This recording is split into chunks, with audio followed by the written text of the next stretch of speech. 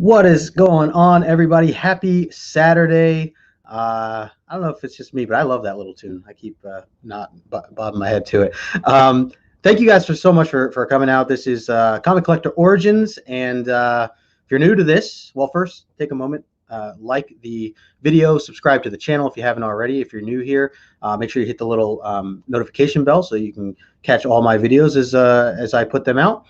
And if you're new to Comic Collector Origins, this show is all about the community. And one thing that I do is I will have guests on and I will interview them to learn a little bit more about their background on their origin story of how they got into comic books. We talk about the origins of comic book superheroes and first appearances in comic books and things like that. So I always like to take a moment to highlight the community members on how they first got started, what their first appearance was at Comic Cons and fun things like that. And so the cool thing about this particular episode, and I've been doing the show for, I think this is episode 29. I'm having my very first artist here on the show. And the extra special thing is that not only is he a comic book artist, but he's also my dad. So if you guys are not familiar with the name Greg LAROCQUE, that is my guest for today. And I'm really excited to bring him on because, well, he's my dad. And we have a lot of history and stories to tell. And I know he specifically has a lot to share. So take a moment to, grab your favorite beverage, hang out with us, grab a snack. We're in for a good one. I'm really excited to hear a little more in depth on the background of how he got started as an artist and kind of his passion and how he discovered that, along with just the comic book industry as a whole, getting his thoughts on some of the things of where the comic book industry has been, where it is right now. And we'll get into some advice for those who might be trying to get into the comic book industry, whether you're an artist or a writer or anything that falls within the creative side. And we'll talk a little bit more about that. So before we get into the chat and everything else, let me bring on my guest, Mr. Greg LAROCQUE, a.k.a. my dad. Mr. Greg LAROCQUE. What's up, Dad? Hi, how are you? I'm doing great. Thanks for taking this time to be on with me here. I know that we've talked about this for a while, and you're not always the type to go up on camera, so I appreciate you coming out and being part of this. Well, listen, man, maybe you can give me a little bit of advice before we get started. No. Right now my lip is sweating. Well, you didn't get that makeup kit? So many times I sweat before I get into it. Once I get into it, everything's like cool after a few minutes and all. I hear you. Definitely, I have that anxiety about, that standing up and speaking in front of a group of people. Totally. Where people's cool, but right. No, real full kind of through. Well, I ordered a makeup artist, so she should be there any moment now to set you up before we go. I'm just kidding. So, again, and the makeup one. So hopefully, I'm looking. Hair looks great. Hair looks great. So, before we get into everything, Dad, I like to just take a moment to say hi to some of the people in the chat. Mm-hmm. Also, feel free to, this is just a general discussion, so we can take this any direction we want. Obviously, I've given you a couple questions, but I also have some random fun questions that I will ask you towards the end of this. So, we'll get into that as well. And I will be trying to keep up the best I can with the chat. Guys, thank you all so much for hanging out. It certainly is. I'm learning more and more now. It's hard to manage the chat sometimes, but I made some new moderators, so some people in the house here can kind of help me out a little bit if they're around. But let's just get into it. We'll say a quick hello. Before we do that, I have two windows open. One is the StreamYard window where it's just you and I. Yeah. And we have Comic Collector's Origins, which is going to have the chat. So I can get over to the Origins without cutting you off here. Yeah, you can tab through both windows. Just make sure your sound is off. Or don't play the video. So I can get over to the Origins without cutting you off here. Okay. Yeah, see, I would just pause. You can just pause the video. Make sure your sound is off. Don't play the video. Yeah. I gotta lose that. Without cutting you off. Hold on. Yeah, see, I would just pause. You can just pause the video. Make sure your sound is off. Don't play the video. Stop. Okay. There we go. I'll be highlighting the chat, so if you don't even have to look at it if you don't want to, I can bring it up. So first in the chat is John's Comments with Kids. What's going on, John? John, appreciate you sending me that moderator video. I made you a moderator to help out with the chat, so I appreciate you, my friend, and also just for sharing and stopping by and hanging out. Brandon is in the house as well. Comics Kings, hello, hello. We got Sith Lordly in the house. What's up? What's up? Good to see you, Sith Lordly. Let's see, going through the chat here. We got Mercy in the house. I was just talking to, I was just online talking with Jen from Life of a Geeky Mind, and Mercy was in the chat. So Mercy, I appreciate you spending kind of the day with me here, man. I really appreciate the time. He had some really kind words to say about you, Dad. And he really likes your work and is just excited for this show. So really appreciate the feedback and everything there. There's Reese. Hey, what's up, Reese? If you guys are not familiar, she has my last name, so that will give you a hint as to who she is. And there's Hangi Comics. Dave, what's up, brother? Nice to see you, man. Thanks for stopping in. Very cool. He said, had to join to check out Pops. Absolutely. There's your friend Caesar. Caesar, what's going Pops, on? Pops, you know, Ben calls me Pops. A lot of his buddy calls me Pops. Oh, there you go. He wants to call me Pops. I'm cool with that. And there's your buddy Caesar. Hey, Caesar, good to see you as well. Thanks for stopping in. My best bud. Absolutely. Nigel, Desired Comics. Nigel, he's a local to the Baltimore area, so great to see you, my friend. And let's see, Kelly's in the house. What's up, Kelly? Kelly was also hanging out in the chat earlier on Life of a Geeky Mind. Appreciate you, Kelly, everything that you do. You've been awesome in this community. And there's Life of a Geeky Mind. There's Jen. I was just on her channel at 11 this morning. We kind of switched roles where she was interviewing me, kind of answering similar questions to what I'm going to be asking you today, Dad. So yeah, guys, make sure you go sub her up and check out her channel. She just started her channel and doing some live shows, so that was really, really fun to do. So Jen, thank you so much for again for having me on. I really appreciate it. We got Pat Cave Comics in the house. He said, "Go, Dad." Glad I'm here for it. Thank you, man. I really appreciate you coming in and hanging out here. We got Justin Twaddle. Hello, hello. Good to see you as well. And again, guys, I'm going to be trying to chime in and out with the chat, so bear with me. And I know people will be jumping in and out. I don't mean to forget anybody. If I do, I sincerely apologize. It's certainly you can get a little crazy. Comics and Cultures here. Also, somebody hanging out from earlier today as well. And my man Morbius is also in the house. Good to see you, my friend. Thanks for sharing the video earlier today. Ruel is in the house. Hello, hello. And we got Adrian in the house as well. What's up, Nikki? Good to see you as well. Some family members hanging out. All right. LAROCQUE. Yes, formerly LAROCQUE. That's right. Very cool. So, guys, thank you all for hanging out. I had so many community members reach out, leave great comments about you, Dad, about your work, compliments. They were sharing this video. They were sharing their thoughts on just what you've done for the community. It's been really powerful to kind of see this here. And just hear the fandom from a lot of people. A lot of people have grown up with your work, and I should kick this off as well as part of your intro. And anybody that's new or just watching the replay, Dad, you've done everything from Marvel to DC. I know Marvel you were doing a lot with Spider-Man and some other key titles, along with then you went with DC and had the Flash in the 90s. If you guys are familiar with reading some of the 90s Flash, you may have read some of my dad's artwork from that. And then I know you had gone into your own stuff, independent work for a while as well, and you've kind of jumped around in between. So we are definitely going to visit a lot of that today and just get an idea, a little bit more of your background. But as this show goes, it's all about your origin story. So I'm very excited to have you share that here. So let's dive in. And again, if you need a break or anything, let me know. And everybody in the chat, again, thank you all for hanging out. So, Dad, first and foremost, yes, let's just start off with your origin story before you got.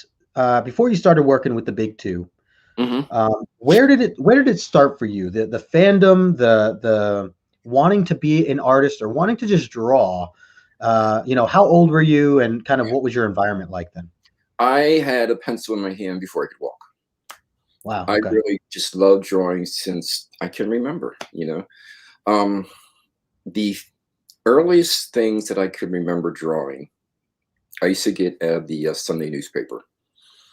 They had two inserts. One was, I think it was called TV Weekly, Hmm. and the other one is Parade Magazine. So you had celebrities, sports figures, and I would just take it and I would try to copy it as best as I could, you know. And I just developed my skill.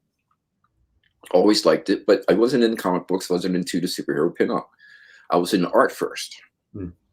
Um, and I can remember very early in grade school, we maybe first or second grade, right? We had a teacher who was our teacher all day, but then once a week we would have art class, um, and that was with another art teacher.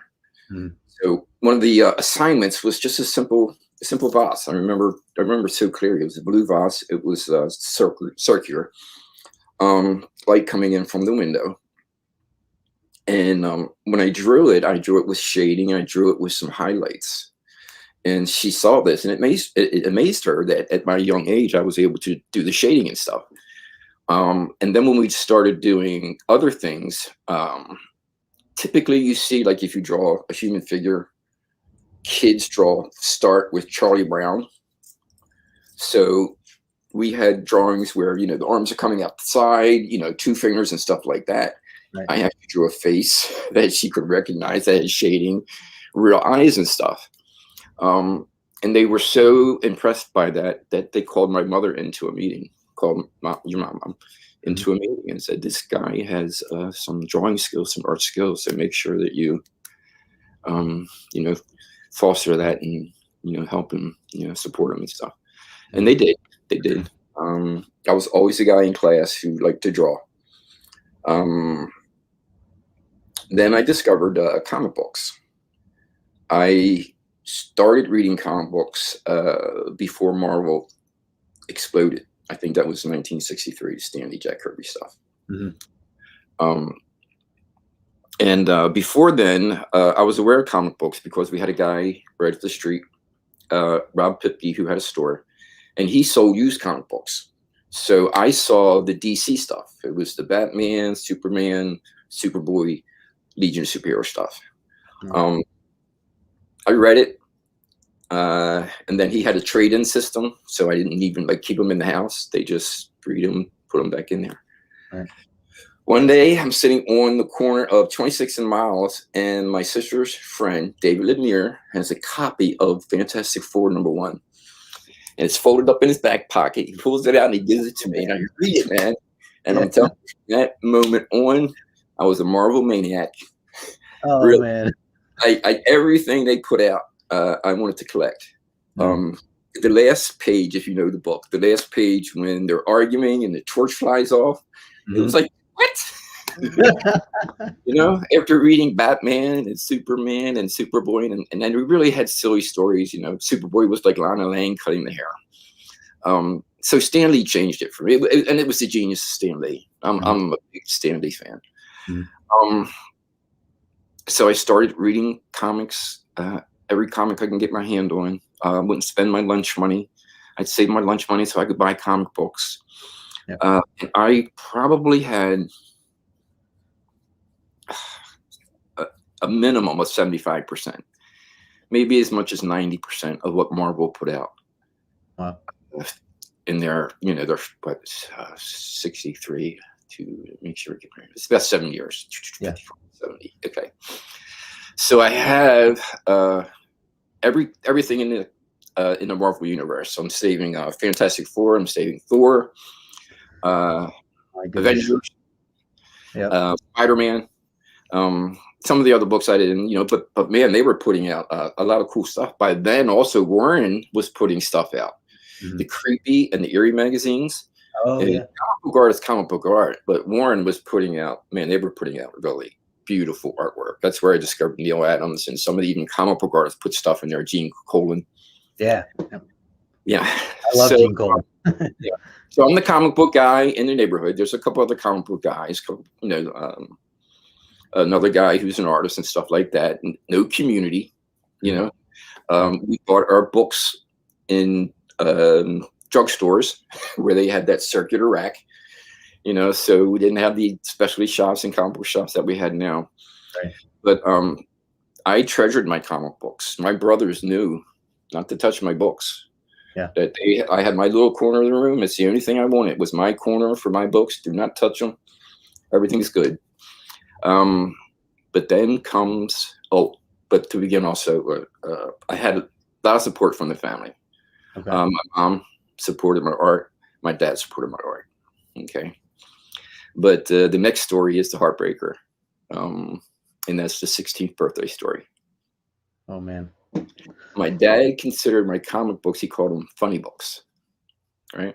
Mm-hmm. And I came home on my 16th birthday, and every book I owned was out in the trash can. Oh, my gosh. Yeah. And I couldn't bring them back into the house. Oh, my gosh. He just threw them out? Threw them out. Yeah. Into the garbage. And I couldn't get them back. You know, they were just, you know. Yes. Yes. That hurts. It's a true story, man. It's happened many times. And that was the thing, you know, you got to grow up. My dad was old school.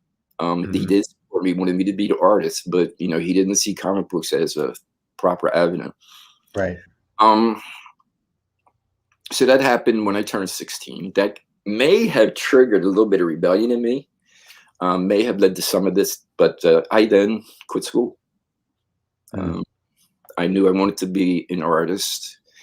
I didn't care for school. You know, I was a dreamer that sat there and drew and didn't pay much attention. I was smart in school, actually. I got put in special classes, in the gifted classes, you know, so it wasn't that I wasn't capable. Right. But I just had no interest, so I quit. Yeah. And didn't know what I was going to do. I started working right away. But one day, again, my dad steps in, and I'm walking up the street, and there it is right there. And he stops me, turns me around.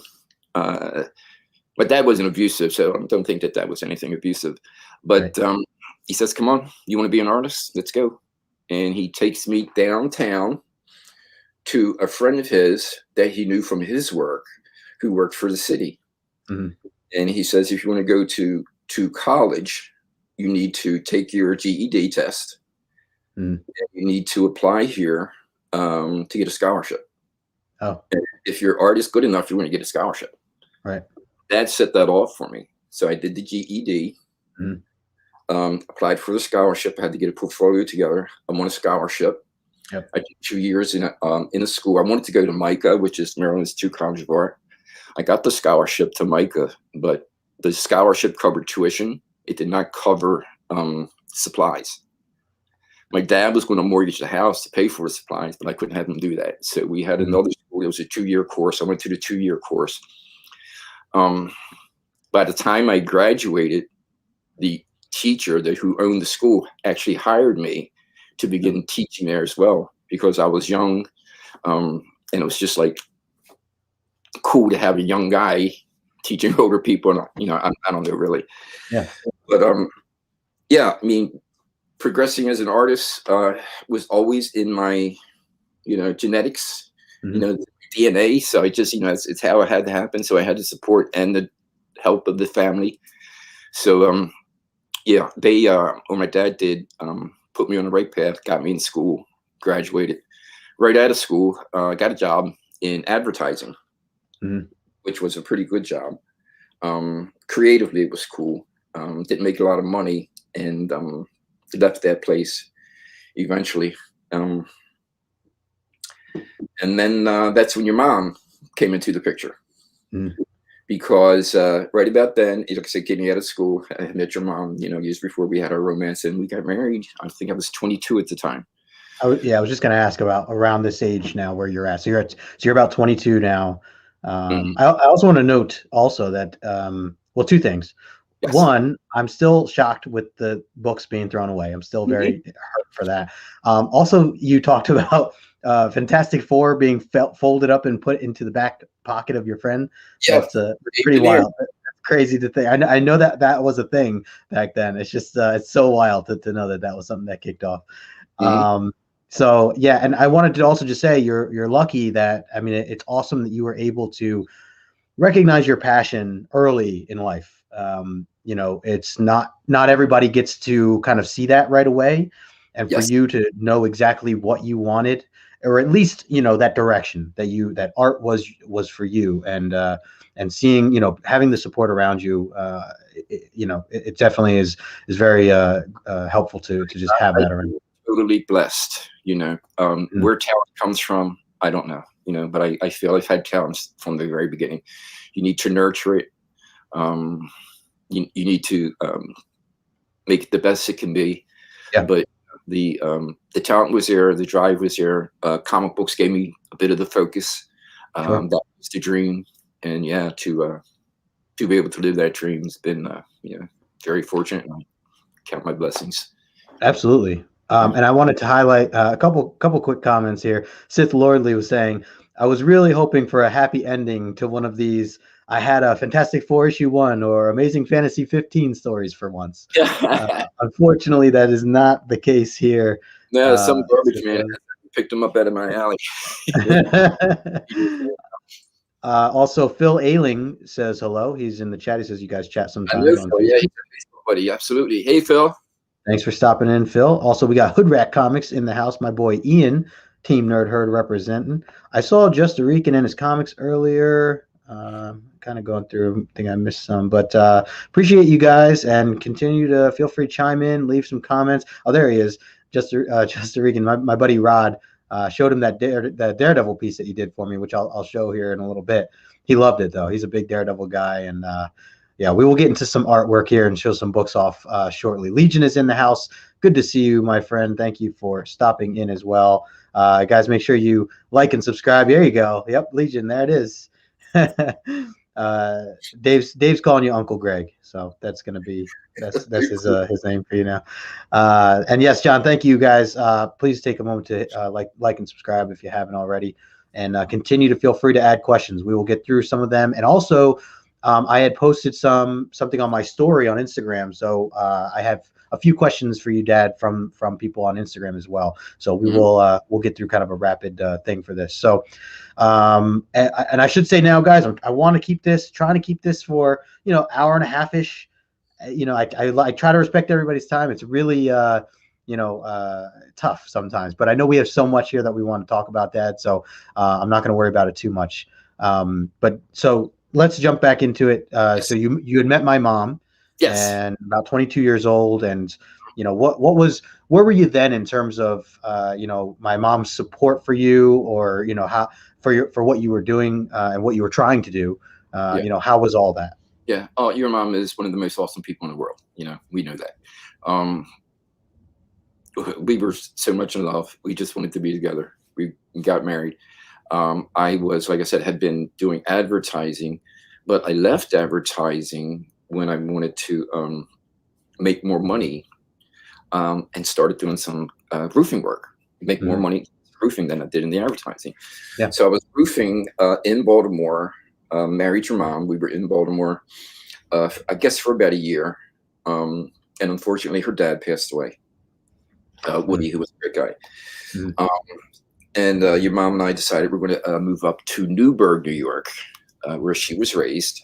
Yep. And, you know, settle there for a little bit. I ended up spending 8 years up in Newburgh. And it was during that time, once I moved up there, I said, well, New York City is right down the street here. I always wanted to be a comic book artist.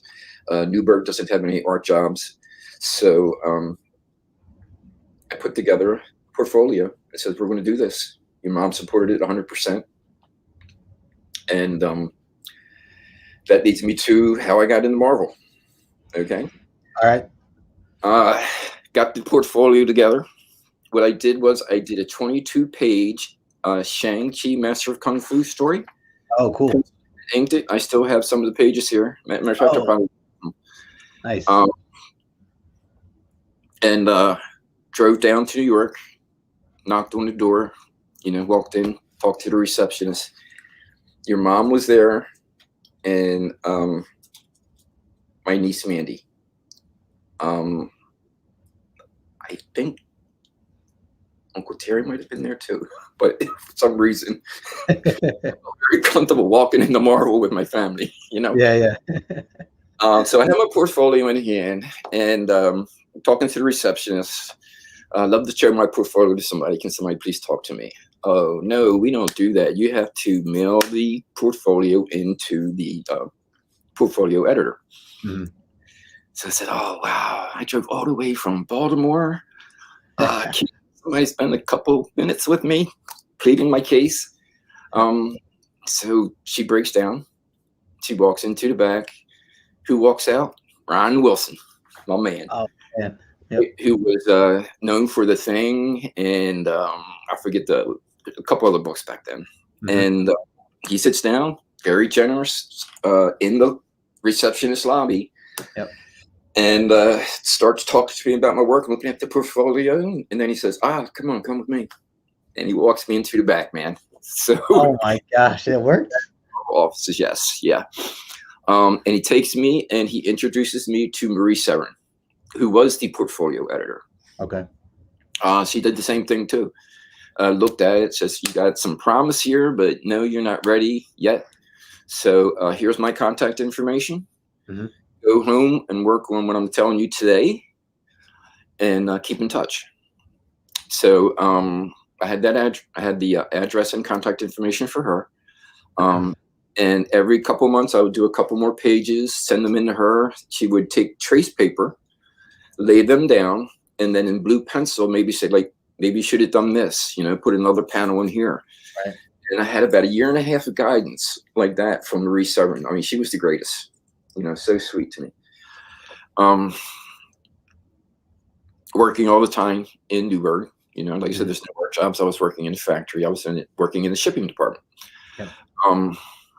And then one day, February 29th, so easy to remember, February 29th, a leap year, 1980. I was just stepping into the shower and the phone rings. And I'm thinking, should I get in the shower? Maybe they'll call back. And I said, no. Something said, get that phone, man. So I run to it, I pick it up. And the guy says, this is Greg. Yeah, this is Al Milgram from Marvel Comics. No, what? I saw some of your samples, dude. I like it. Come on in. Maybe we'll have something for you. Right? Awesome. Al Milgram. Yep. That was in February. I had the samples ready. I think the appointment to come see him was next month in March sometime. He liked the work too, and he thought I was ready. So cool. He promised if we're going to have work for you as soon as we get a script together. I want you to go home with work. So he left Marvel offices and walked me about a half a mile over to the DC offices. I met Joe Orlando. I met Dick Giordano. I met oh man, Joe Kubert. Oh and man, it was Len Wein who gave me my first story. I went home with my very first story that day. Oh my gosh. Yeah, I went story that day. Wait, so at DC? From DC. Oh wow. I didn't. Wow. Okay. 2 years, I never had to look for work again. I had work every time I went in. I had somebody giving me work. DC gave me my first series, which was OMAC. But as soon as Marvel started feeding me work, it seemed like I started with the Avengers. Well, I did some fill-ins. It was Power Man, Iron Fist, the Avengers, eventually Marvel Team Up, and then Web of Spider-Man. Al Milgram was the one who was, most helpful for bringing me in, showing me all the editors at DC, setting me up. So I've talked about that a little bit with some friends of mine. I remember you telling me a brief kind of story, as you've just shared, that he was kind of the guy to give you that initial phone call. Yes. And I thought it was so cool that when 2 years ago there was a Comic-Con on the East Coast Comic-Con, it was in 2019, and I found out that he was going to be there. So I actually went to his booth. He was doing some signings. I have the Hulk 180 or Hulk 271 that I had gotten signed from him. That kind of a key book because Rocket Raccoon is the first appearance for that. So I wanted him to sign that, but also I wanted to meet him and I wanted to talk to him about that. My connection with you and your connection with him. And I asked him about. I actually have the one here.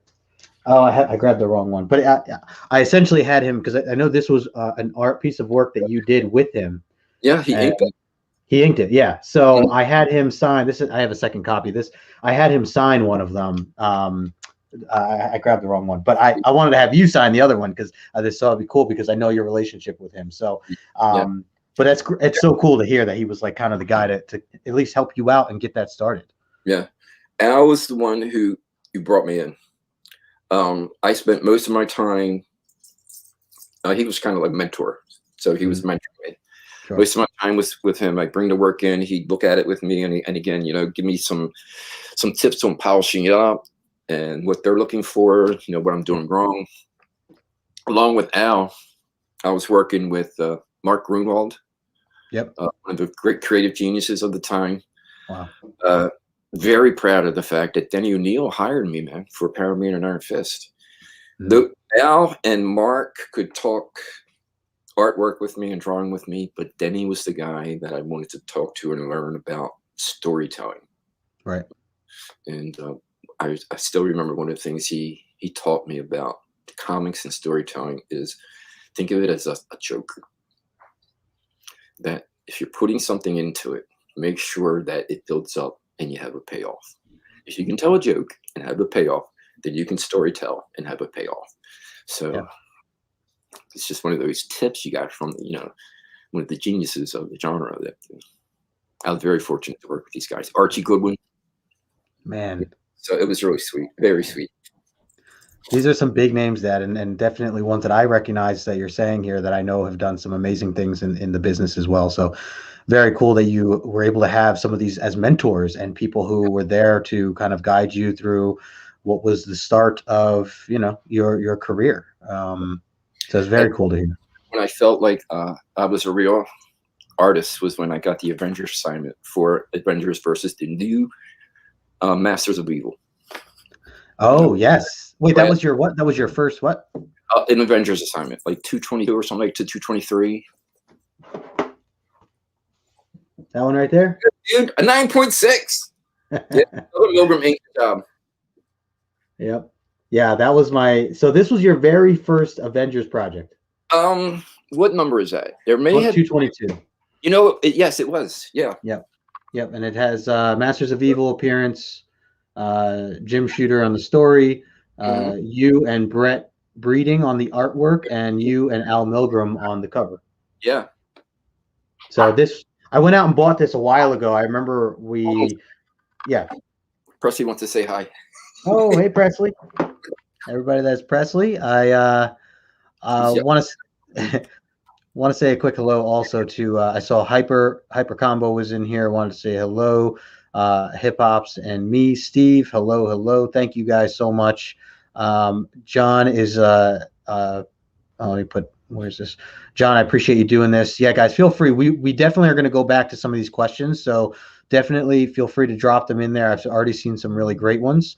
So we will go back to those. So any other questions you guys might have, feel free. We'll try to get to as many as we can. What's up, Jeffrey? Good to see you, my friend.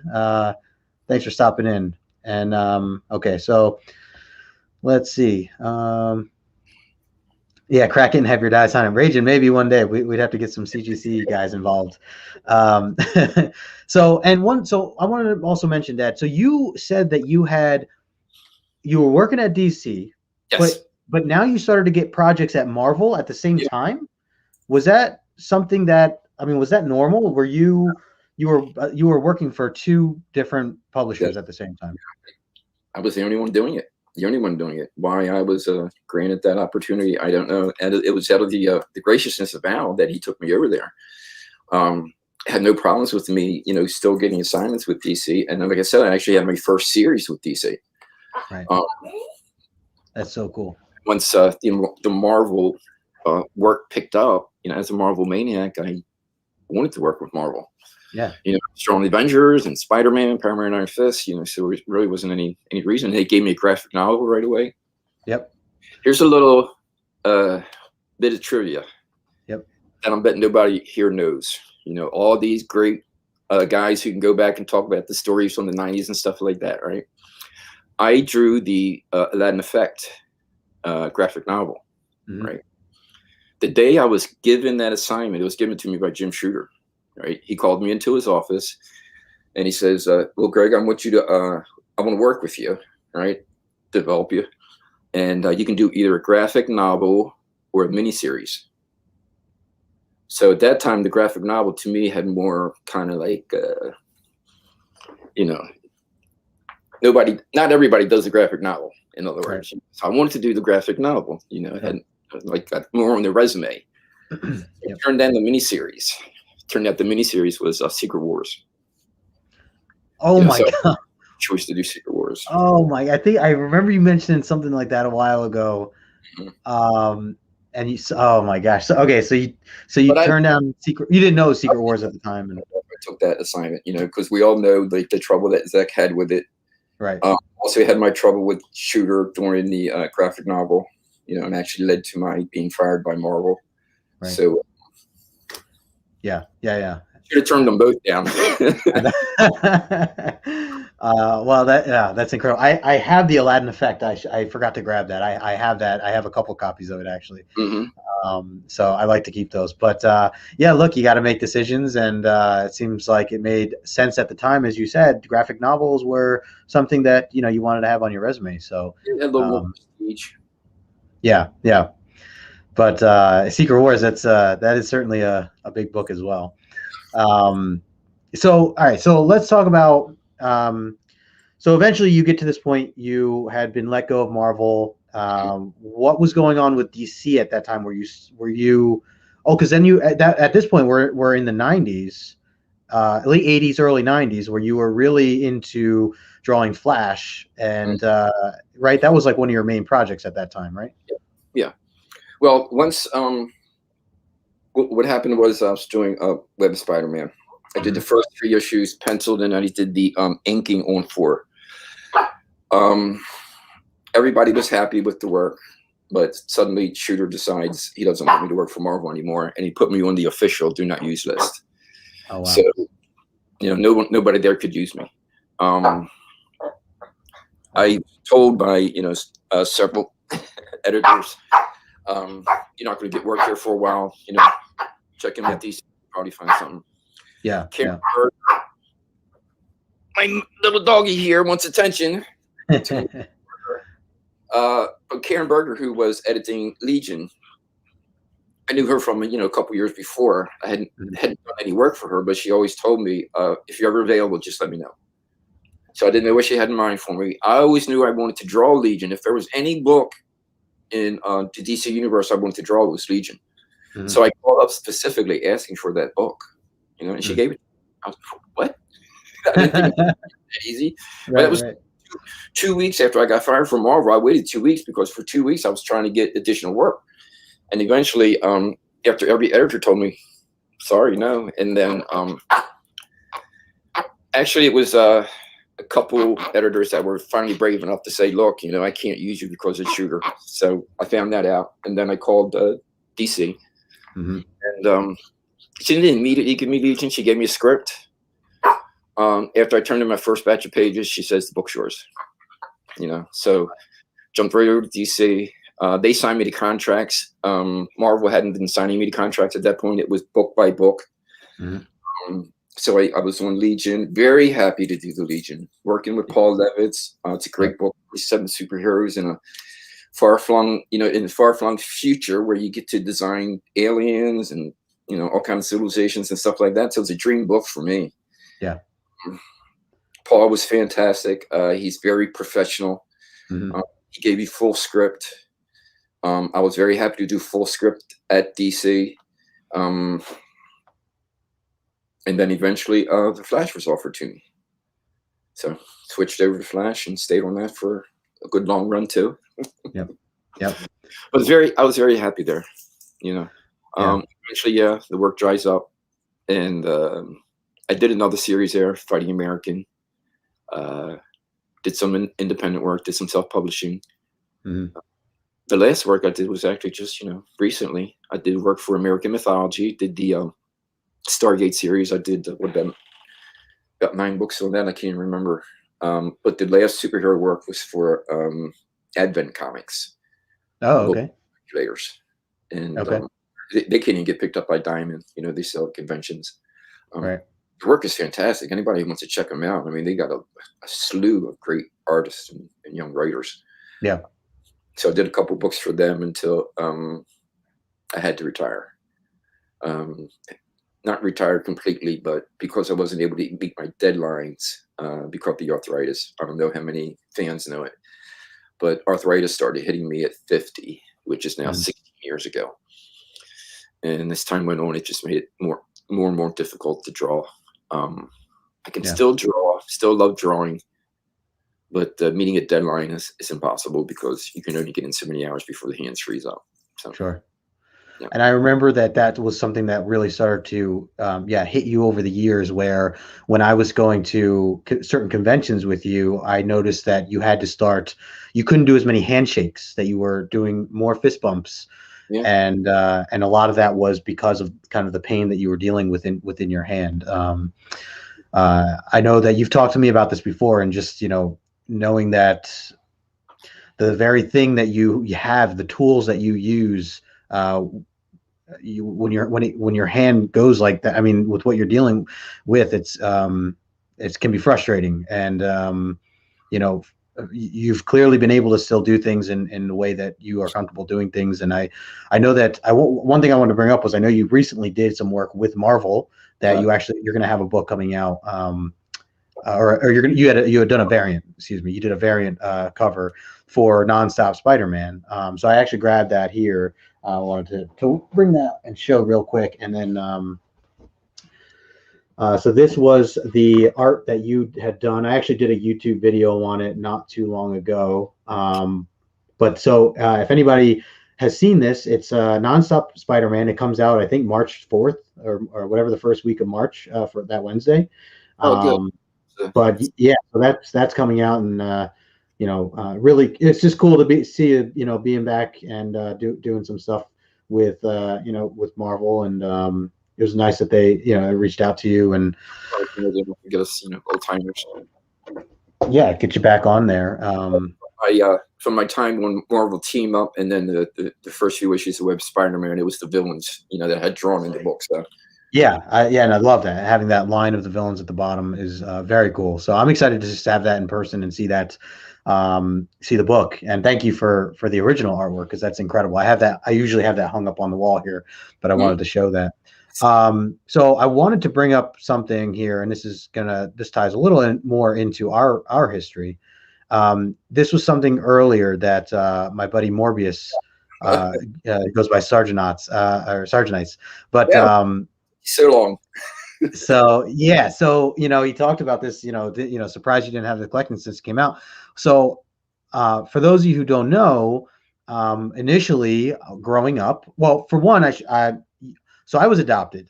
Dad, you and my mom had gone to get me in the Philippines. I was 3 months old, not even. And like 7 days old. Okay, right. Yeah. Yeah. So it all started with you guys coming to the Philippines to get me and adopt me. And, from there, I know I moved around with you guys for a bit, all the way till I was like 3 or 4, when you guys ended up divorcing and going your separate ways. And with that divorce, I know I lived with my mom. I ended up going with my mom upstate to New York, where I grew up for the most part, in Newburgh. And you stayed in Baltimore, continuing to do your work and other things there, and creating a family and things like that. So with all that kind of setup being said, Morbius here mentioning, why haven't I started my collection even earlier? Ben, let's say hi real quick. Ben? Oh, hey, what's up, Ben? That's my brother, guys. What's up, brother? Good to see you, man. So. Right there, will you please? Yeah, thanks. So with that, my collection, people ask me all the time, and they say like, oh wait, so your dad is an artist. He drew in the 80s and the 90s. You must have this amazing collection. You must have been collecting all your life and have read all the great books and have, been so involved in the shows and the Comic-Cons and all this other stuff. And the reality of it is, I was not at all involved with your work or with the comic books in general. And truth is, I in a way kind of looked at it as that was your business. That was what you did for a living. And so my mind, it wasn't always like excited about it. It was more of other things that I was into, like cartoons and movies. And, I was always collecting Pokemon cards and things like that, and Yu-Gi-Oh cards. You remember, as I was growing up, I had all these other things. And of course, like video games and things like that. One of the, some of the many hobbies that I had fallen through. So, when people bring that up and they say, man, you must have this collection. That's why I don't, a lot of it was because I that was the way I looked at your job, as it was a family business. And then on top of that, I didn't see you as often. I once I lived up in New York, we would try to make it work with certain Comic Cons. You would take me with you to go to, I know we've gone to like the Big Apple, the New York City Comic Con, and so on and so forth. And I'd sit with you at some of those events. And then of course I'd see you, holidays and things like that. But, I never was able to fully see your environment throughout those years, continuing to be an artist, continuing to grow and do your own thing with your independent work and things like that. And so because of that, and, I'll be straightforward. I also just hated reading. The idea of reading to me was terrible. It was like torture. Like, I'm like, why would anybody want to? I mean, I remember, middle school. I'm just like, man, I can't wait to like get out of school and just not have to read anymore, because I just didn't like reading. So, knowing now that I'm, 32 years old and I'm reading comic books and loving it, it's so funny to me, because I know back then, if I told myself that, hey, just so you know, when you're in your 30s, you're going to be reading a lot, I just wouldn't believe that, because I used to not like reading. So I think that was another thing that pushed me away from the comic book hobby. We all, but we all end up at the same place. Totally, yeah, and it's something I talked about on I was just interviewed with Jen from Life of a Geeky Mind, I mentioned earlier, and she had brought that up, and I kind of shared kind of this story of just saying that, yeah, that was one of the things that I had never had that. I didn't find that passion for comics until I was 29 years old, and I remember now just getting into it, and again, it's only 2.5 years ago. Reaching out to you, or you calling me up and saying, let me get this straight. So just now you're getting into comic books, just now?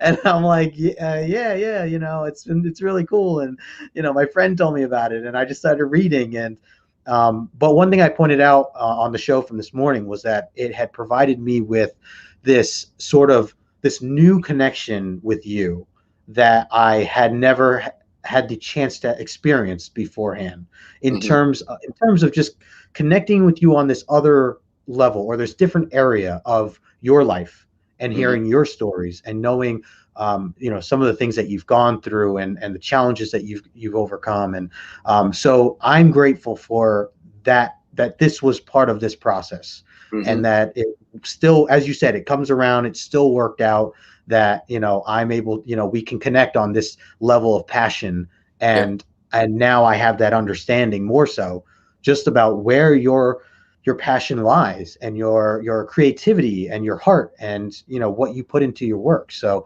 I wanted to share that, because this has been a powerful moment for me, or past 2.5 years for me, as I've now, as we talk on the phone time to time to be able to catch up, and we talk comic books and things like that. It's just so cool, because it's something that we didn't necessarily talk about. We talked about sports and other things, growing up, but comics was just not a medium that was something that I was with you on, in terms of, the fandom.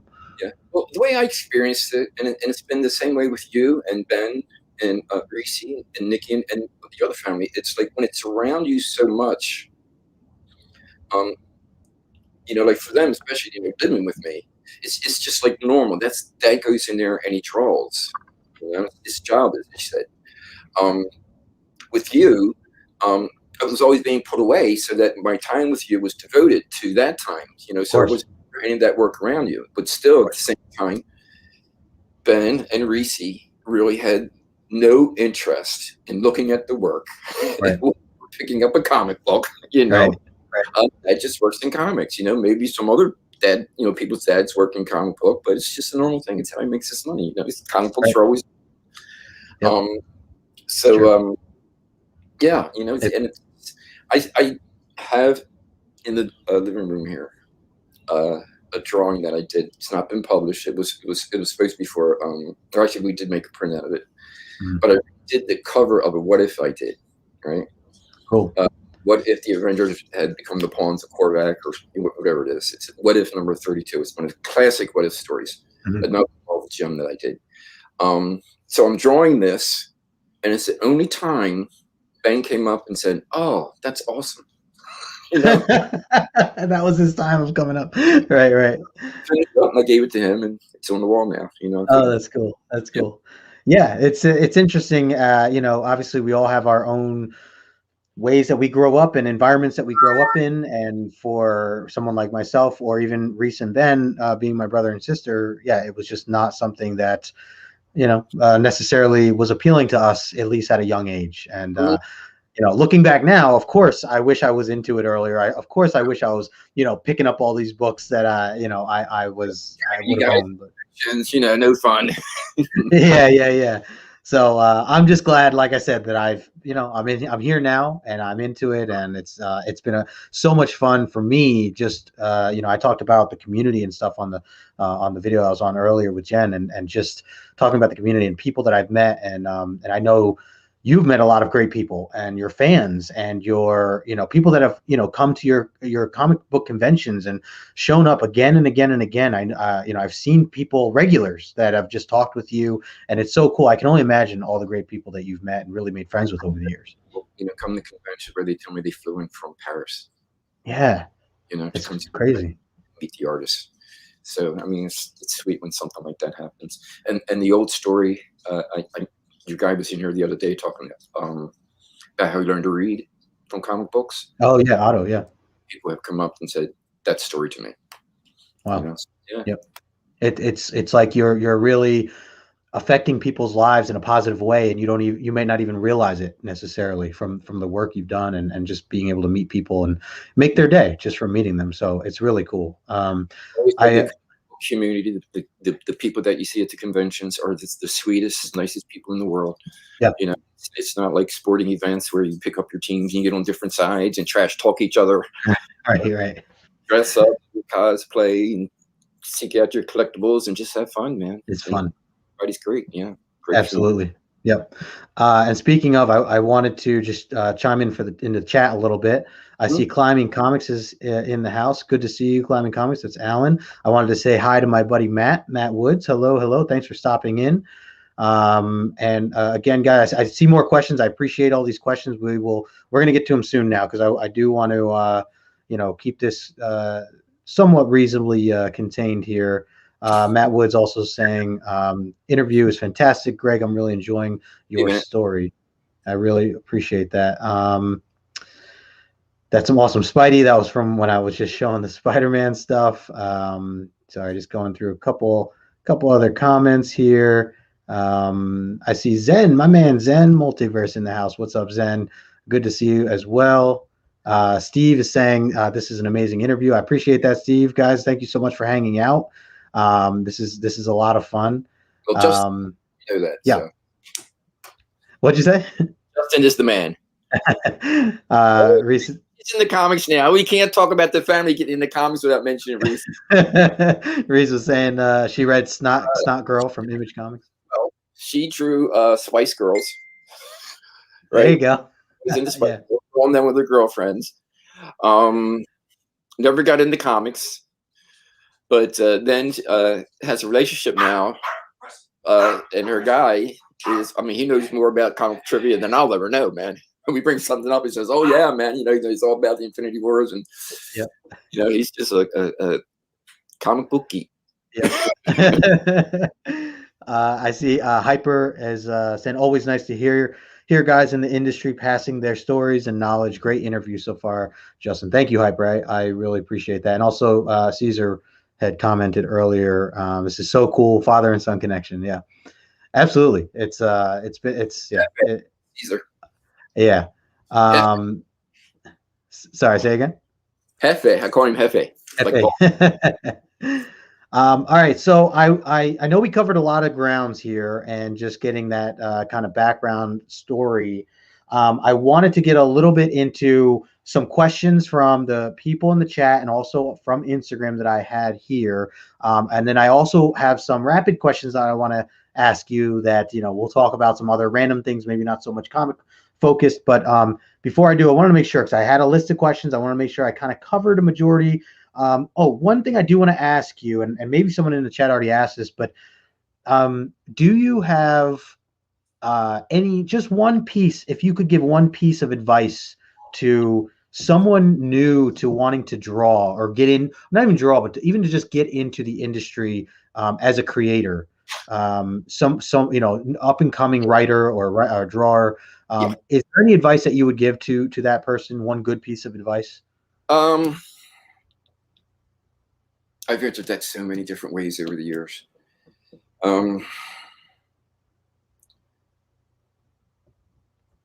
You can approach this business several different ways. Mm-hmm. As an artist, as a businessman, or as an artist who understands business. There's 3 ways. Sure. I unfortunately am one artist with no business sense.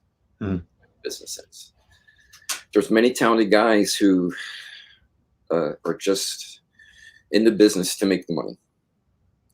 And there's artists who have compromise, realize that it's a business.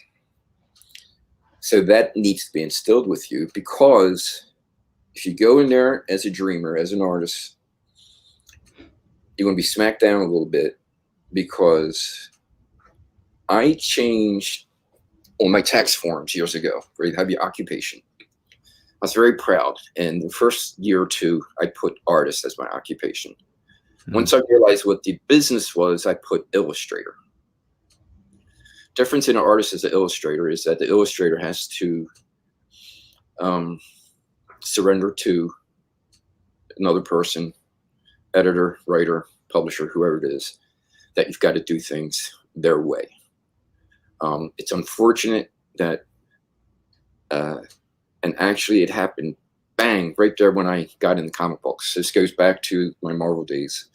My very first assignment going into Marvel, you have to sign the work for hire agreement. Mm-hmm. That was introduced by Jim Shooter just before I got into comics. Until then, it was a teamwork. I mean, it's classic that you had Stan Lee and Jack Kirby. Stan Lee would give not a script, but a story outline. Kirby would go home and create a story, draw it from that, you know? Mm-hmm. So Marvel Comics had established that way. And that's how all their books were produced. DC mm-hmm. was known as having the script, where they're telling you 6 panels on a page, this happens on panel 1, this happens on panel 2. Yeah. I was the artist who wanted to do the Marvel way. Once I got started with Marvel, and Shooter had changed things there with the work for hire, the artists really had very little creative input. Mm. And that was one of the reasons, or the reason why I left Marvel. Of course I was fired, so I can't say after that. Right. But you have to go in understanding that you're an illustrator and you're working for a company, right? Mm. That's number one. And as far as the artwork goes, understand that you are being hired to illustrate a book for the company. And they're looking for a particular style. So you have to look at it, like I said, as that business where you're performing for the company. Mm-hmm. And at the same time, try to, establish your own style. Sure. Spread your wings, flex your muscles, and do what you want to do, for your creative, your creativity and your input into the industry and the genre. You want to do something with your legacy. Yeah. So it can be very frustrating. Sure. It can be very frustrating. Yeah. So be ready to compromise. At the same time, always stand up for yourself. Always push for what you want. Artistically, listen to your inner voice. Develop it. Always like to compare what an artist has to do with other things that people can understand. So if you're a singer, you may sing well, but you can still train your voice. Yeah. As an athlete, you may have terrific athletic, skills, mm-hmm. but you still need to develop those skills. You have to learn how to, throw to do the double play. Sure. So you're always developing. So the approach I always took was try to be a good collaborator, and make every job I do better than the last one. Oh, I love that. Yeah, I love that. That's great, and I think that that can hit home for a lot of people in anything that they're trying to do. Any type of industry. Yeah. So great advice, Dad. I love it. I want to get into. I wanted to highlight. Well, go back to just some of the comments here for a second. Matt was just saying, I'm a school teacher. I've used comic books to help teach many students how to read. Some kids just need to find a story that they enjoy before they see the importance of reading. Absolutely, and that's something I was kind of mentioning earlier, was that I didn't like reading at all, and I think that's one of the reasons why I like reading so much now, is because I found these types of stories. That's a great point. Ruel was saying, so glad that I'm able to hear your stories. Greg and Justin, appreciate that. Sith Lordley also, this is the best interview I can remember, and touching with the family connection. Appreciate you. Kelly saying Snot Girl is a great comic. That was something that Reese had brought up, Snot Girl. Definitely have heard some really cool things. Well, who can remember the original Snot Girl from the Legion Infectious Lass? What? Nope. There was an infectious lass who had snot power to just fuck people up. A real character. Cannot wait for cons to open. This lockdown has making irrational purchases online. Same here, man. Same here. All right, I want to. And also I saw Kavi in here earlier. Comic Books NYC. Kavi, great to see you, brother. I said I'll catch most of the rewind, but I appreciate that, man. Thanks for stopping in. Always appreciate your time. So let's see what. Let's get into some of the questions, because I want to get into some from what the people have asked here in the chat, along with let me pull up just a few from Instagram, because I've had some people share some stuff on Instagram as well, which, by the way, thank you guys for sharing those. So Dad, we're at that hour mark, so just to give you a little bit of perspective here, trying to keep this at a fair length of time here. Appreciate everybody hanging out and being part of this. Yeah. So I don't know if John, if you're still in here, I don't know if there's a way to highlight some of the questions that had come up in the past, or I can just go through and catch some of the ones here. I wanted to highlight, this was something from Caesar earlier. He said, Greg, you've been to so many comic conventions. What is the best story from one of them? Maybe when we almost got into a brawl with Adam West's bodyguard trying to talk to Tracy Lord. What is that about? Okay. I did a one-shot special. There was an old TV show called First Wave. Yeah, First Wave. Yeah. Tracy Lords was the star, right? So I drew the book. Okay. He's at a convention in New Jersey.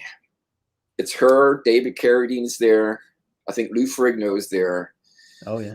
Adam West is there. Okay. Now, anybody who's seen Adam West at the convention knows that he's got to be the star. He's got to have the star treatment. He's a great guy, but don't try to take his picture without, permission. Yep. Bodyguards all over the place. He's always got a long line. So Tracy is there, and we set it up because I was the artist that drew her book, through the publishers. That Caesar and I went up there, drove up to New Jersey, and we have an interview set up. Well, not actually set up, but I have the work, okay? Right. And I'm drawing her book. I know she's there. Hold on a second. Sure. Okay. The interview was not set up, So I took the pages, knowing she's going to be there. Right. And the publishers, my friend Jim, says, okay, try to get an interview with her. Just do what you can. Just, see if you can get an interview. So yeah, I'm trying. So she's in line, and it's at the convention. Have the tables are all set up and roped off. You can't get in. Yeah. So it's not the bodyguard, but the guy who's watching the line stops us from getting anywhere near them. There's a long line. I could wait to see if I could just walk up as a fan and talk. But no, I got to get behind the table and come in and have a little private conversation with her. So I show the guy the work and say, look, I'm the artist working on her book. And she's waiting for me. I lied to him, you know. So he lets me in. But I got to get past Adam West's bodyguard and Adam West. Right. The bodyguard lets me by, no problem. Right. Right. Right. But Adam West sees me and he stands up and he says, he doesn't say anything, but he just like, what are you doing back here? He eyeballs me, right? Yeah. And I'm thinking, holy roadblock, Batman, what are you doing here? You know? So I said, I got to see Tracy. You know, I just pointed over to Tracy. And he just does a little like Adam West thing. He just gives me a little, she's all yours, like that. You know? So it's just that kind of, you know, to get back there and talk to her, I had to get past Adam West, and he stood up and he blocked me. So it was like, not even that to stop me. I was on a mission today. And yeah, she was very gracious. I sat down, I talked to her. They put a chair up there for me. I was, you know, she was signing stuff. I was signing stuff with her. She took lunch and we went and back. We were supposed to have 30 minutes. We ended up spending about, I guess it was about an hour back there. We did the interview. And it was never published, you know, but we had it. It was a great time. We had pictures. Caesar's got pictures with her. And yeah, that's my story with Adam West. Nice. With Batman. Yeah, with Batman. Yeah, I was gonna say it's hard to get past Batman, Dad. So it's understandable. I wanted to go back up here. So John's Comics with Kids. John said, Greg, who are some of the writers from the history of comics that wish you could have had a chance to work with? That you wish you could have had a chance to work with? Well, number one's got to be Stan. Mm-hmm. You know, I mean, he created the Marvel Universe. He's, you know, for me, he gets full credit. Kirby has his credit for it. He contributed. You know, there's a bunch of artists who contributed, but he was the genius who put together the Marvel Universe, and I was very fortunate he would draw his characters. Yeah. I mentioned earlier, like, you know, drawing that Avengers issue, and I felt they had all finally arrived as an artist, as a Marvel artist. Yep. But man, drawing Thor and Captain America and Hawkeye, it's just like that was a fanboy's dream come true. Yeah, yeah. Stan would be at the top of the list. Other writers, I mean, I've worked with, you know, great writers, Mark Waid, Bill Loebs, one of my favorite writers. Mm-hmm. You know, other than Stan. You know, no, absolutely. But as far as the artist goes, you know, my top guys have been Neil Adams. And man, doing actually a fan did what they call the jam piece, where he had each artist draw the character that they're best known for. Oh, my Flash is sitting right next to his Green Arrow, so I'm at least in a fan piece. Oh, cool. Yeah. Nice. Very cool. That when I met Neil. Oh yeah. You told me a little. What was it? Yeah. Well, Neil's always been my top guy. I mean, he changed comic books for me. He's the guy that drew the Green Lantern, Green Arrow across the country, you know, thing, you know, with social justice and all. Mm-hmm. Did the Muhammad Ali book, you know, changed the Avengers look, changed Batman.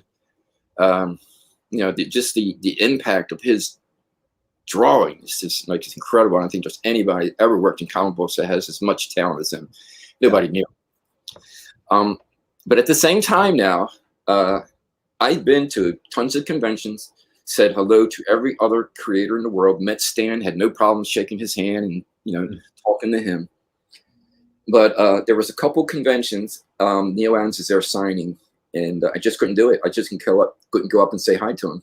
I froze, you know, because I knew his reputation that he can be really rough on other artists, very rough on other artists, very opinionated.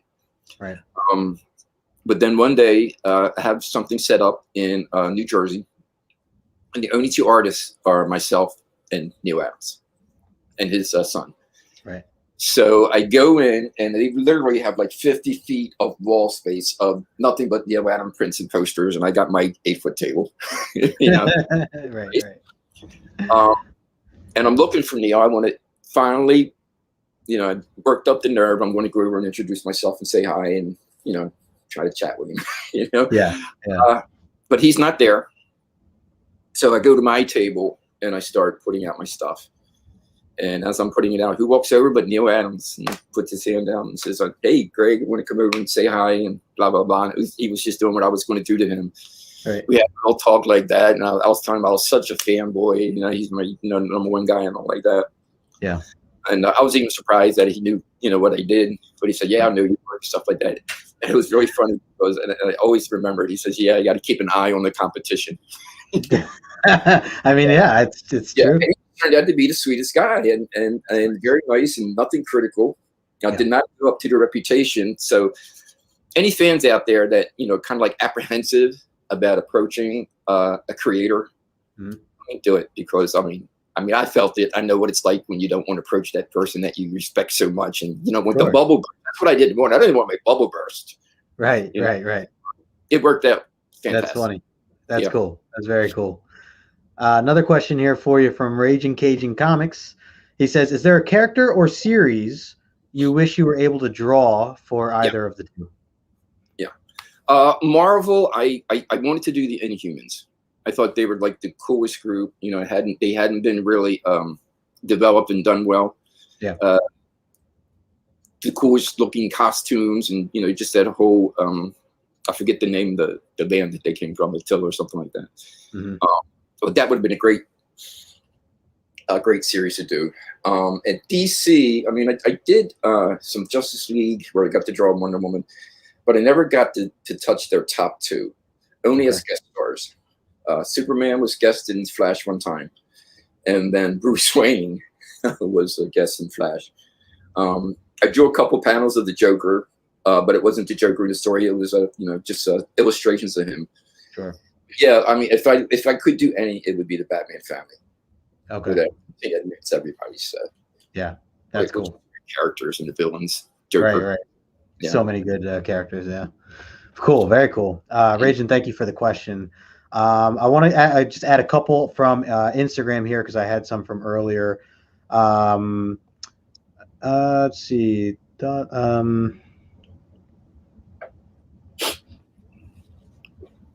We kind of talked about that. Mercy Collectible said, "How was your schedule? Work from home? Did you have a 9 to 5 job at the office?" Okay, I guess you kind of touched on that a little bit during your time as you were breaking into it, right? I'll give you a little more about the schedule and what the the time is like. Yeah. What was that? What did that look like for you? Well, generally, if you got a script, you would have a deadline of a month. If you're on a book, it's out once a month. Mm-hmm. So you got your script, you have a date that it's due. So with 22 pages, it's roughly 5 pages a week, 5.5 pages. Yeah, 5.5 pages a week. So it was very easy for me to maintain a schedule in one book. Oftentimes I was doing 2 books a month. For a while there, I was doing Power Man and Iron Fist. At the same time, I was doing Marvel Team Up. Another little bit of trivia that nobody knows, that I was actually drawing Dazzler for a while. But then that work never got published because the book was canceled. So you wake up in the morning, or if you do get up in the morning, and you have your time as your own. So I would start by doing laying out the entire 22 pages on trace paper. So I had an idea what I wanted to do per panel, and then from there, then concentrate on the drawing once I had that breakdown done. Right. Yeah. Start the day with coffee, and just draw into your mom or somebody would just say, "Come on, get out there and clean yourself up and eat something." Start the day. Yeah. Like I mentioned earlier, I love drawing so much. Yeah. My mom would always say, "The house would burn down around you while you're drawing. You're gonna die in a fire someday." Right, because you're just so focused. And you just don't hear anything. Yeah. Yeah, I love that zone. I love it. If you had to choose one, well, I guess you answered this too. Someone asked DC or Marvel being your favorite. Marvel Comics, I believe, are the best comics, but DC Comics is by far the better company to work for. Okay. Oh, interesting. What was your favorite issue? Sorry. 1 second, why? And this goes back to Jim Shooter days. Okay. You know, my issue with Jim Shooter. There's something that I call cookie cutter comic books. And that is when you want this comic book to look like last month's comic book that looks like the month before that and the month before that. Mm-hmm. I got hired by Marvel. The editors who hired me did not want me to do that, but Jim Shooter did. And I resisted that. And that's what got me fired. So I do not want to draw like somebody else. Right. Sure. You know, I want to draw like me. Marvel wanted me to draw like somebody else. So I was not happy there once that happened. Sure. Yeah. That's interesting. Well, the other thing I was going to add to was, if you recall a favorite issue that you worked on. Probably what I mentioned earlier, the What If. I was wondering if I have it here. Oh yeah. Okay. Yep. What If, the What If story that I did is really very special to me.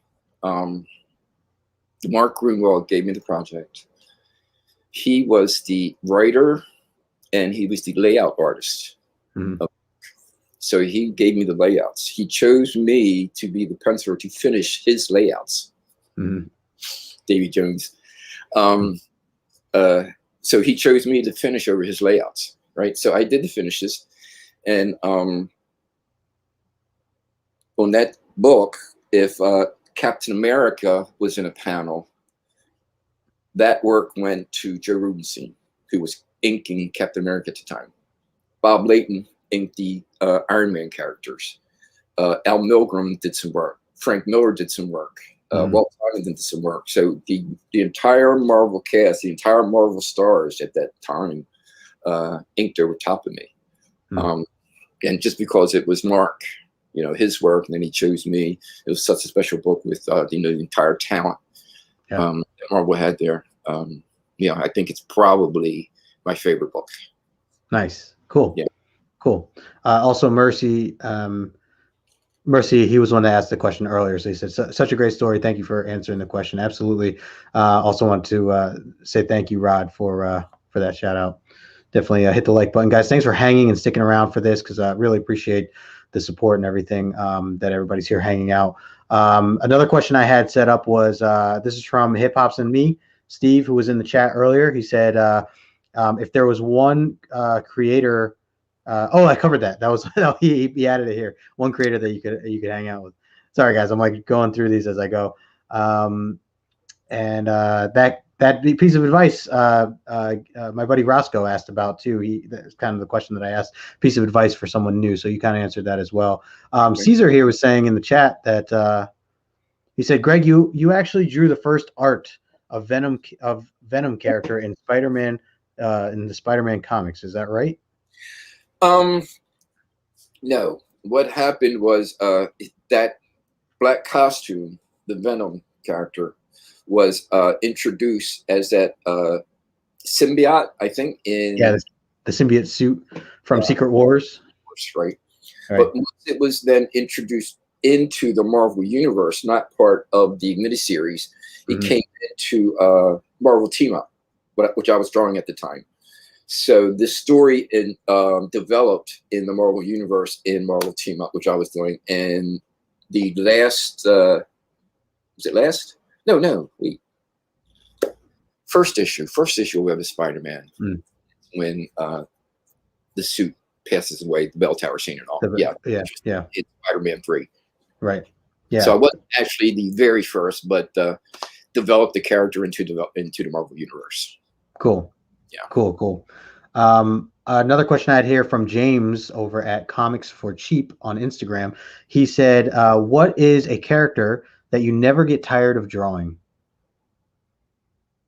Dawnstar. Dawnstar? Yeah, from the Legion. Interesting. Okay. Oh, I didn't know that. Do you have I should have you show. I don't know if you have any artwork too that you wanted to show off here. Yeah, this right here. Oh yeah, okay. See, I'm not very familiar with Legion. It's one that I haven't had explored yet. I know. I know.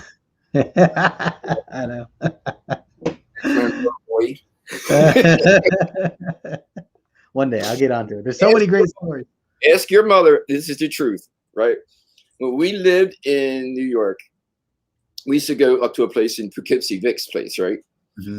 And used to sign some books for him and all. Just breaking into comic books. Yeah. And he had a bunch of kids that came up to the store and hang out all the time like that. And they started a fan club. The name of the fan club, it was for me, of course, but they named it the Better Than Burn Fan Club. Oh man. Yeah. That's but Burn's the guy. I mean, come on. Yeah. I remember we talked a little bit about John Byrne a while back when we were hanging out at a shop or something, that you had some experience with him, or crossing with him, I guess you can say. Which it's well, I know, because I remember I mean I'm a huge fan of Byrne's work, and I buy a lot of his stuff, and X-Men, Fantastic Four. I'm sorry? You ever see his black and white Star-Lord? No. Well, you got to check it out. I can't remember the name of the magazine it was printed in. It was a larger format. Okay. It's him. He did black and white. Used a lot of the Zipatone stuff that they did in the day. Okay. But I met Byrne. He was fine. Yeah, yeah. Desired Comics here, Nigel says, who would you like to work with in today's world? Have you been keeping up with some of the newer artists that are out there right now, or writers? Does this only have to be comic books? Not necessarily. I don't know. I'd like to work with David Lynch. Oh, there you go. David Lynch, the director of Twin Peaks and Head, Mulholland Drive, a bunch of great movies. He's my idol. Yep. Absolutely. Yep. I know you've got. I remember when I came over and we were watching Twin Peaks, the newer Twin Peaks, and I remember. I remember my girlfriend and I, Lindsay and I, were with you, and it was right when the last episode came out of the newest season or whatever. And you were so excited to watch it, and we were like, "Well, we never watched an episode, but we'll watch with you." And you're like, "Yeah, you'll be fine. Just watch. Just jump in." And I remember it was so confusing. What's that? I've only watched it like 12 times since then. Yeah, I bet. Over and over. Yeah. No, Lynch is he's a mastermind for sure, and I know a lot of people have. Comics. I mean, I really couldn't even tell you like the popular guys right now. Yeah, you don't follow too much right now. Yeah, I hit the stores with you when we can. Yeah. Ben and I go in. Caesar, when we haven't hit a store with him in the longest while. Mm-hmm. Here's something weird. I'll tell you. After I left Spider-Man, I stopped reading Spider-Man. After I left Flash, I stopped reading Flash. It's crazy. I know it's crazy, but you feel like it's like you break up with a girlfriend and you don't want to see another guy going out with her. Sure. So another artist drawing my book. Right. I stopped reading it, and I never got back into either one. With Flash, I have no idea. I haven't really like that whole Flashpoint worked out. Sure. I knew that they stole my ideas, but I've never read it. Speaking of Flash, who was the character that you had created that I know you were getting, or you have the rights to, or you get royalties from, that showed up in the TV show for Flash? Lynn Park.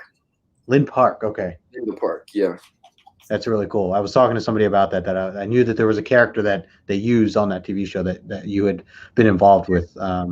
Popped up a couple times, and she was a reporter and disappeared. They just used the name basically. Right. I see Connecticut Comics is in the house. What's going on, my friend? Thanks for stopping in.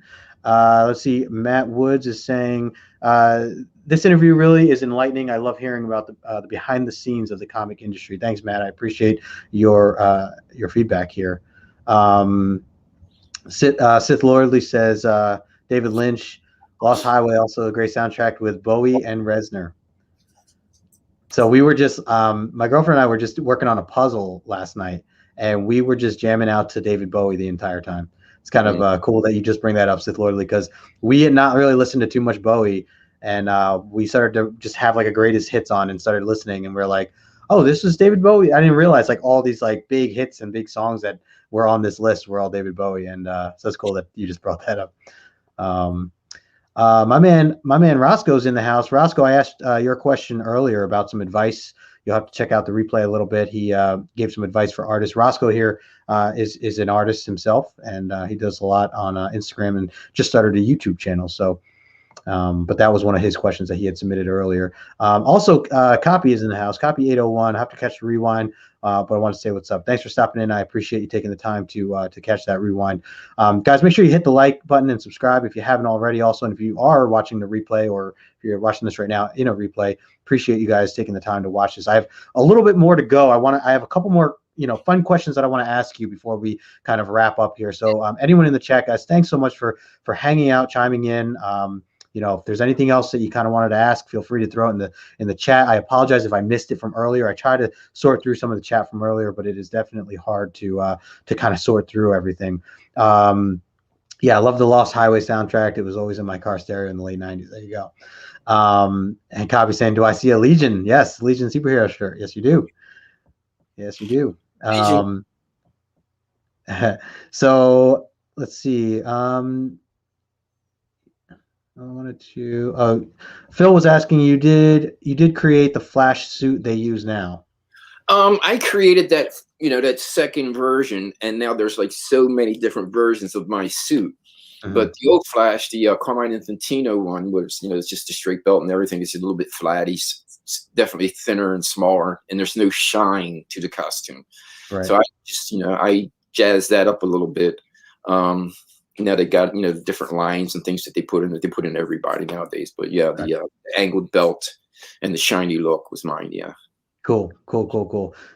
Thank you, Climbing Comics. I appreciate it. Great interview. Thank you both. This helped us scratch the Comic-Con itch. Yep, there you go. A little bit. People getting a little taste of Comic-Con here and some artists, at least for a bit. Appreciate your work, Greg, he says. And also, Steve, thank you for this awesome interview. It's really been a treat, man. I appreciate that, man. Dude, thank you so much for hanging out. There's Jen here saying super cool interview. Loved it. Thank you, Jen. So real quick, let's just get I want to hit you with some random questions, Dad. Random questions, rapid question fire. So just first thing that comes to your mind. We'll go from there and then we'll kind of wrap up. So first things first, who is your number one, if you had to choose one, your number one favorite character of all time? Thor. Ooh, okay. Yeah. Interesting.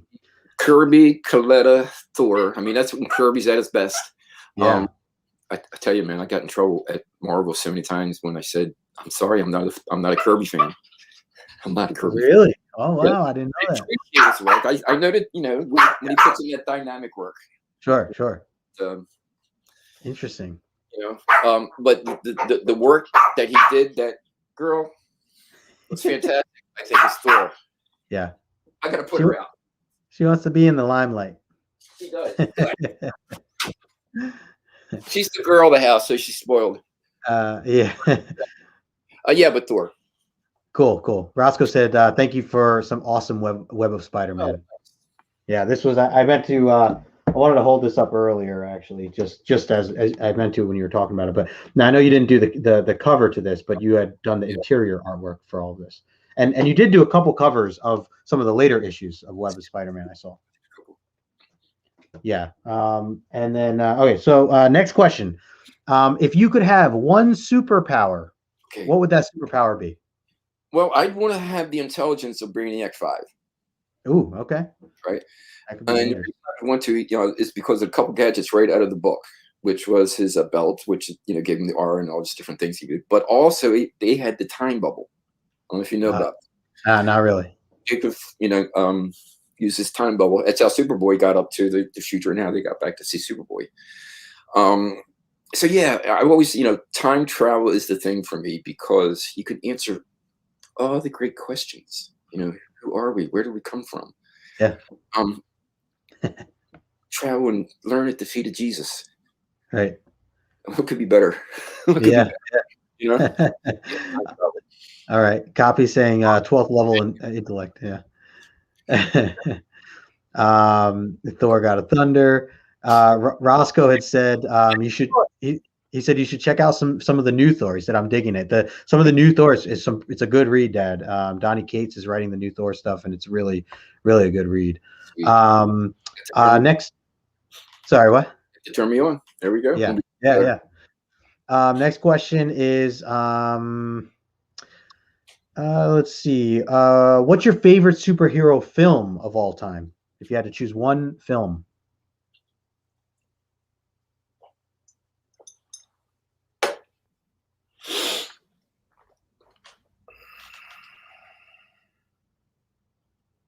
The Adam West Batman. Ooh, there it is. Come on, man. Cesar Romero is the Joker. Yep. What's the thing with the bomb? I forget. I mean, that is like, okay, from my era, but of the modern stuff, gosh, I don't know. I think the DC stuff is underrated. So I will say, I think, it's a little better than, it's than it gets credit for. Yeah. I did not like Man of Steel, but the Justice League stuff, once Wonder Woman was introduced, I think was probably then the first Wonder Woman. Oh, there you go. Yeah, that was great. Best done. Of course, but and also if you're looking at totality, Robert Downey as Iron Man. I mean, it couldn't not have nailed anything better. It was perfect. Yeah, it's just flawless. Whereas Thor, sometimes I'm going to throw things at the screen. Yeah, they're making a fat old joke. Right. Yeah, it's interesting direction that they went with him. Ben here, US Tiger 20 says, this is better than Comic-Con. Thanks, Justin, for doing this with your dad. Oh man, appreciate that. Copy had a question here. He said, here's one. If you could be any incarnation of Brainiac 5, who would it be? Legacy, Modern, New 52, Rebirth, or live action? Legacy. Yeah. I don't know enough about Brainiac 5. That's got to be something on my list. Yeah. Well, the villain from Superman? Yeah. Oh, yeah. So many generations past, he's basically the smarty of the Legion. Okay. Man, I can't believe it, Justin. You X-Men guys here don't even know that yet. Nothing DC in my book. I'm not a DC guy. All right, next question. The bad dance. Let's see what let's dive into. All right, so let me ask you some non-comic book questions real quick, and we'll wrap it up here. Mm-hmm. Favorite artist or band of all time? Elvis. Yeah, I knew that was coming. He is an Elvis man. There it is. Yep. Blue suede shoes right there. Your mom and I went to see Elvis. We saw him twice, man. Yeah, I know. She told me. I remember that. I grew up on that. Mom and older brother, and my friends, my clique, as teenagers and all. Yeah. Together, put Elvis on there. We'd sing Elvis. We'd sing Bee Gees. One guy had a guitar. Good times, man. Good times. Ragin says, yes, the king right there. All right. What about if it's a Friday night and you could eat anywhere in the world or order from wherever you wanted to, what is your go-to ideal meal for a Friday night? I would want to be at a Manila, Philippines food court. Oh, interesting. Okay. In Manila, you get meals that are Filipino size, meaning that you don't get like what you get at Chili's. I would go to lunch. Overserved or anything. Right. So, and they have all these exotic dishes that I just absolutely love. So I could get my my barbecue here and get my pancit here. I get my adobo here, my fried rice over here, and I would just make a little smorgasbord of Filipino food because they were all like small portions and just sit there, man, and pig out. Yes. I love it. And of course, it's going to be getting crab cake. That's where I was thinking too, is that you might have been mentioning crab cake. Ian knows what's up with some of the Filipino food. He knows about it. Cool. Very cool. All right. Next question. Well, let's get to it because I know that this was happening. So We're gonna get into it. Uh-oh. Go Who ahead. Do another little who? change here. So as you are living in Baltimore, you grew up in Baltimore, you love Baltimore. Oh, Dude. what hat is that Oh, there? well, What hat is that there that you have on? What is that? That's AFC ugly. North champion, son. That is They are the North champions. Yeah. So I had to bring this up because I always like to talk about ask my guests about their sports and what they're a fan of. And I know that you are a Steelers fan. However, I know you have respect and love for the Ravens as well and their organization. The entire family here is Ravens fans. The entire family. Yeah. Only outsider. I get thrown into pools during summer parties. And, They boot you out during Thanksgiving. Yep. There we go. Oh, don't start that, Matt. Don't start that. Don't start that, Matt. Because I was when I moved to New York, right? That was 78, right? Yeah. Baltimore did a team, so I'm up there watching football with your Uncle Woody. Yeah. And I'm not going to root for the Jets. I'm sorry. I'm not going to, because of 1969, Joe Namath. Lindsay, give her my apologies. The same with the Giants. No, I cannot. Yeah. Hate for New York teams was still in me in those days, man. Yeah. The Yankees, come on, they whipped the Orioles so many years, So for me, it was like you couldn't wear a Yankee cap in my house. Right. But I'll pass it now. And had to root for a team, So everybody's rooting for the Jets. Everybody's rooting for the Giants. Yeah. So what was my choices? Maybe the Eagles. And it wasn't Bradshaw years. This was I forget the quarterback, but they were miserable during these years. They were terrible. Right. And I just, picked the Steelers because I liked Bradshaw, but he was retired by then. They had the 4 rings, and I just became a fan watching football there when I didn't have a team to root for. Yeah. And when I got back to Baltimore, I didn't just carry the Steelers with me. I was there hanging out, rooting for the Ravens through their Super Bowl. Right. Absolutely, man. I was rooting for the Ravens. Right. But man, I tell you, I just felt so bad. And this is a true story. Mm. When Trent Dilfer lost his job. Oh, yeah. After winning the Super Bowl, I just developed a hate for Brian Billick. Right. I remember that.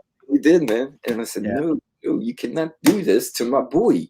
He was, man. I was rooting for the Ravens, and I just loved Trent Dilfer. I loved those Cinderella stories. Sure, sure. No expectations, And the Ravens stunk. Remember, they're talking about how great that team was that year. They lost 4 of the first 5 games or whatever it was, and it was Tony Banks was the quarterback. And Trent came on, took him to the Super Bowl, and what's his thank you? Yeah. I kind of lost it for Billick. Immediately, I think it was the year when Ben surfaced after the Ravens took out their starting quarterback, Yeah. Then we had that career of that first season of Ben, which made it so easy to say, oh, I love this guy. And now I'm behind Ben, and to keep you up to date, the Steelers, man, I don't know what happened to them. Other than they need a new coach. I'm with you there for sure. I think it's time for a new coach. Matt is saying, I grew up outside of Pittsburgh, but used to work security for the Ravens when I lived in Baltimore. That's cool. Lots of respect to the Ravens. That's very cool. Yeah. Oh, great team, man. Love Lamar. Love John Harbaugh. Yeah. I think he's me too. Great coach. Yep. And yes, thank you, John. Guys, make sure you hit the like button. Appreciate you guys hanging out here and really just embracing this conversation the way I am. I really appreciate it. Is there I feel like I kind of covered a lot of the rapid questions. I know we're going on about hour and 40 minutes here, so I think this is a good kind of wrapping up point, Dad. I want to say thank you so much for doing this with me, and I miss you, and obviously can't wait to be able to get with you and hang out once this whole pandemic thing's over. And it's fun. This is great. You do such a good job on this. Very proud of you. Very proud of the community you're building here. I appreciate it. You've found the interest in Oh, I didn't show. I wanted to show one other piece that you had done for me. Oh, Sorry, guys. I meant to show this off earlier, and I just remembered it was next to me. So this was. I want to thank you for this, Dad, because you drew this for me recently. mm. And so this is just a killer piece of artwork here of Daredevil, and just love how this thing came out. So yeah, I thank you again for sending me this. This was 2020. There you go. Just wanted to share that.